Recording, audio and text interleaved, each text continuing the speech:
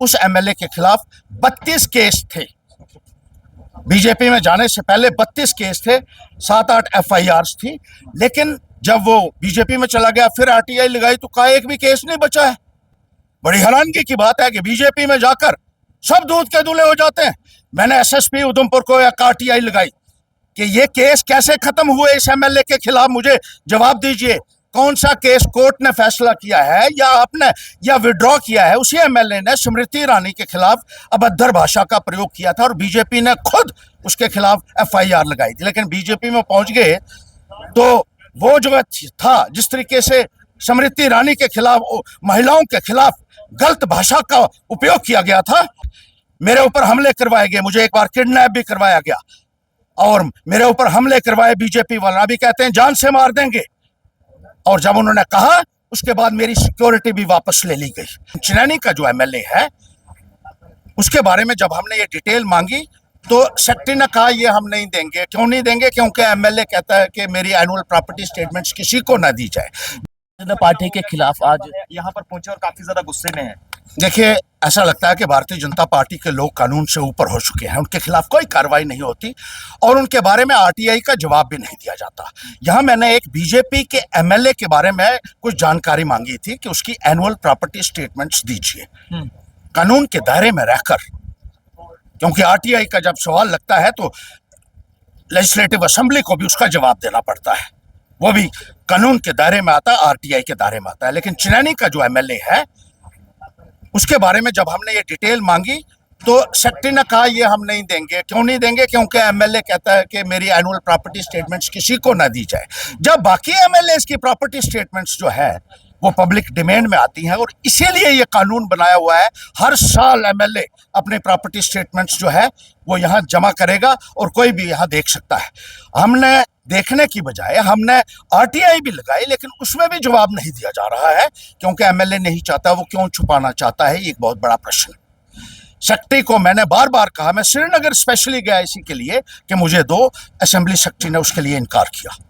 क्यों छुपाना चाहता है, ये मैं बीजेपी के सीनियर नेताओं से पूछना चाहता हूं कि ऐसे लोगों को आपने अपनी पार्टी में शामिल किया और नारे लगाते हो ट्रांसपेरेंसी के, पहले अपने घर को ठीक करो। और इसी तरीके से उस एमएलए के खिलाफ 32 केस थे। बीजेपी में जाने से पहले 32 केस थे, 7-8 एफआईआर्स थी, लेकिन जब वो बीजेपी में चला गया फिर आरटीआई लगाई तो कहा एक भी केस नहीं बचा है। बड़ी हैरानगी की बात है कि बीजेपी में जाकर सब दूध के दूल्हे हो जाते हैं। मैंने एसएसपी उधमपुर को एक आरटीआई लगाई कि ये केस कैसे खत्म हुए इस एमएलए के खिलाफ, मुझे जवाब दीजिए। कौन सा केस कोर्ट ने फैसला किया है या आपने या विड्रॉ किया है? उसी एमएलए ने स्मृति ईरानी के खिलाफ अभद्र भाषा का प्रयोग किया था और बीजेपी ने खुद उसके खिलाफ एफआईआर लगाई थी। लेकिन बीजेपी में पहुंच गए तो वो जो था, जिस तरीके से स्मृति ईरानी के खिलाफ, महिलाओं के खिलाफ गलत भाषा का उपयोग किया गया था, वो भी खत्म हो गया और बाकी के 32 केस भी खत्म हो गए। जवाब तो दे दीजिए कम से कम। आरटीआई के तहत मेरा अधिकार बनता है कि लोगों का अधिकार बनता है कि ये पूछें कि ये किस अथॉरिटी ने ऑर्डर किया है कि ये केस जो है ये खत्म हो चुके हैं। बीजेपी की वॉशिंग मशीन जो है, मैं लोगों से कहूंगा इस वॉशिंग मशीन को ध्वस्त कर दीजिए कि जो भी टेंटेड आदमी, जो भ्रष्ट है, जो आपराधिक जो है माइंडसेट का आदमी है, अपराध करता है और उसके अपराध भी खत्म कर देंगे आप। ये वॉशिंग मशीन जो है, this washing machine has got to be destroyed, otherwise this outrage amongst the public will keep on growing. This is simmering discontent. Mr. Modi and all those who are sitting higher up, they must understand the people will no longer tolerate the corruption of the BJP as well as the wanton criminality of the BJP. You got to understand this. और कानून से ऊपर नहीं आप हैं। आपने एक गुंडागर्दी का माहौल यहां बनाया हुआ है। मेरे ऊपर हमले करवाए गए, मुझे एक बार किडनैप भी करवाया गया और मेरे ऊपर हमले करवाए बीजेपी वाले। अभी कहते हैं जान से मार देंगे, और जब उन्होंने कहा उसके बाद मेरी सिक्योरिटी भी वापस ले ली गई। आज बीजेपी का एक छोटा छोटा वर्कर जो है उसको सिक्योरिटी है, जो पंच भी नहीं है उसको भी सिक्योरिटी बीजेपी के आदमी को दी गई है, गाड़ियां दी गई हैं। जो पत्रकार बीजेपी की चापलूसी करते हैं उनके आगे एस्कॉर्ट चलते हैं, उनको पीएसओ दिए गए। ये कहाँ का कानून है?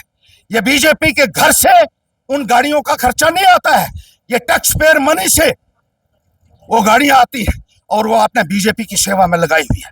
और वो जो तनख्वाह निकलती है उन पीएसओस की, वो सरकारी खजाने से निकलती है। वो भारतीय जनता पार्टी के लोगों ने कोई अपना खजाना नहीं रखा था कि उस खजाने से उनको उन जो है सिक्योरिटी के लोग हैं जो बीजेपी के साथ लगाए हुए हैं उनको तनख्वाह मिल रही हो। आप इस तरीके से you can not float above the fray, you can not loot the public exchequer like this, और you can not indulge in corruption. Mister BJP MLA, you will have to explain, और ये असेंबली सेक्रेटरी को जवाब देना होगा कि उस MLA की प्रॉपर्टी स्टेटमेंट क्यों नहीं दी जा रही है। आप तो कायदा और कानून की जिस तरीके से धज्जियां उड़ा रहे हैं वो नाकाबिले बर्दाश्त। जम्मू सचिवालय के अंदर आज हर्षदेव सिंह जो कि पूर्व विधायक और पूर्व मंत्री रह चुके हैं, उन्होंने आज सचिवालय के अंदर आज प्रदर्शन किया है और ये मांग की है कि भारतीय जनता पार्टी के एक विधायक, हालांकि उन्होंने नाम तो नहीं दिया, लेकिन बताया कि चनैनी के एक विधायक हैं जिनके खिलाफ कई मामले जो हैं वो दर्ज थे, लेकिन भारतीय जनता पार्टी के एंटर होते ही उनके सारे मामले जो है वो खत्म कर दिए गए हैं। वो उन्होंने साथ साथ ये भी आरोप लगाया है कि उन्हें जान से मारने की भी धमकियां जो है वो मिली हैं।